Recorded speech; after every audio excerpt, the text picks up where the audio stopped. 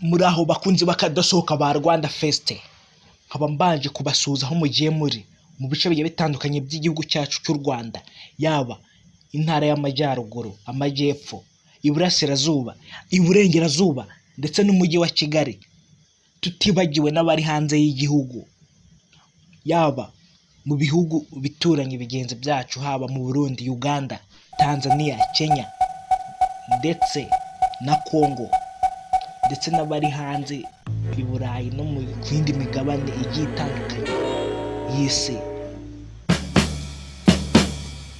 Uyu munsi nabazaniye inkuru ishyushye cyane. Ikintu cya mbere mbanza kubasaba ni ugukora subscribe kuri iyi channel ya Rwanda Fest, kuko ni channel igufitiye amakuru meza kandi yizewe y'ako kanya, azagenda agufasha kumenya ibintu bigiye bitandukanye, amakuru agiye atandukanye mu byiciro bitandukanye, yaba umuco, politike, siporo, ubukungu, imyidagaduro n'ibindi byinshi. Nta kindi tugusaba no gukora subscribe kuri iyi channel ya Rwanda Fest, ugasangiza inkuru zacu n'abandi bantu.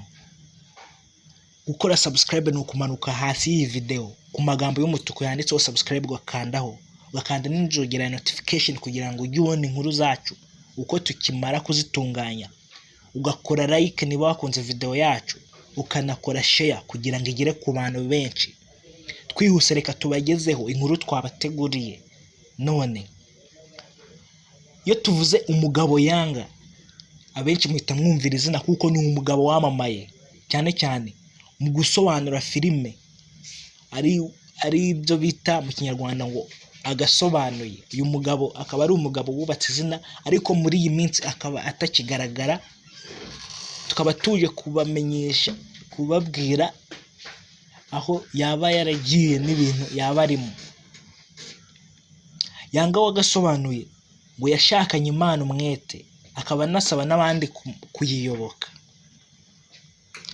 Thomas Nkusi wamamaye nka Yanga muri filime zisobanuye mu Kinyarwanda zizwi nk'agasobanuye, avuga ko yashatse Imana ashyizeho umwete nayo ikamwiyereka, ngo akaba asaba n'abandi gushakisha Imana kuko ishobora byose. Yes, dukomeje n'iyi nkuru.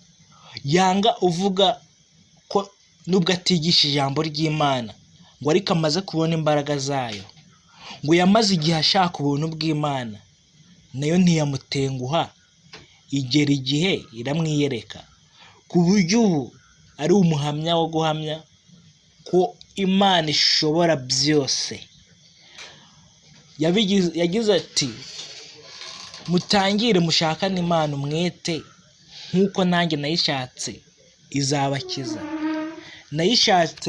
Nayishatse nyishaka iranyiyereka. Avuga ko umuntu ushaka Imana agomba guca bugufi, akemera gusaba imbabazi mu gihe yanyuze mu nzira zidakwiye, mu gihe yayihemukiye, mu gihe yayikoshereje, ndetse no mu gihe yakoze ibyaha, mbese mu gihe atatunganiye Imana.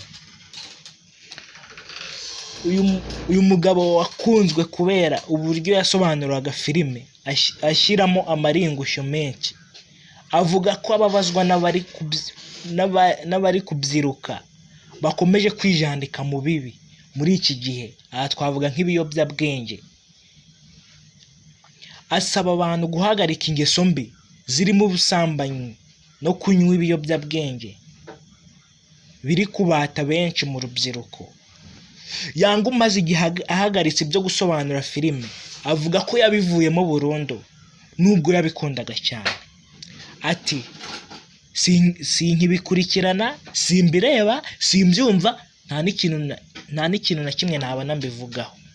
Umwuga wo gusobanura filime yawusigiye abavandimwe be bavukana mu nda, ari we Junior Giti ndetse na Sankara de Premier. Aba bakaba bari mu basobanuzi bagezweho muri iki gihe. Ngaya nguko rero abibazaga aho umugabo Yanga yaba yaragiye, akaba yaretse agasobanuye, kuko niwe watumye, kuko ari umugabo uzwi mu gusobanura, azi gusobanura neza, ariko muri iyi minsi akaba yarabuze. ngaha rero nguko mwumvishe ibyo yibereyemo, mwumvishe ko yakijijwe ari mu Mana kabisa.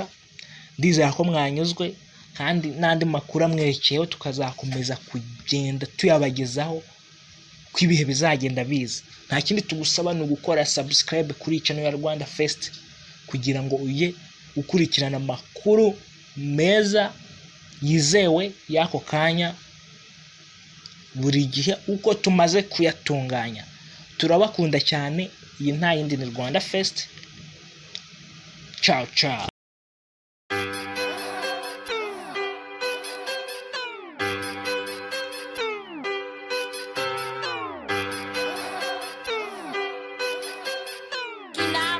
Trust me.